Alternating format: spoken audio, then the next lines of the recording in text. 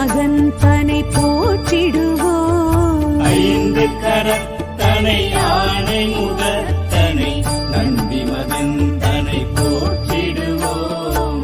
கணங்களின் அதிபதி கணபதி திருவடி கருத்தினில் வைத்தே கை தொழுவோம். கணங்களின் அதிபதி கணபதி திருவடி கருத்தினில் வைத்தே கை தொழுவோம். ஐந்து கரத்தனை ஆனை முகத்தனை நந்தி மகன் தனை போற்றிடுவோம்.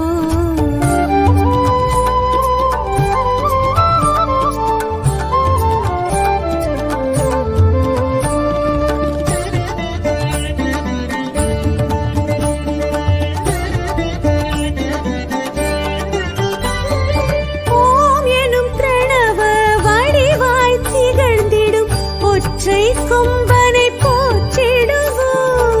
ஓம் எனும் பிரணவ வடிவாய் திகழ்ந்திடும் ஒற்றை கொம்பனை போற்றிடுவோம்.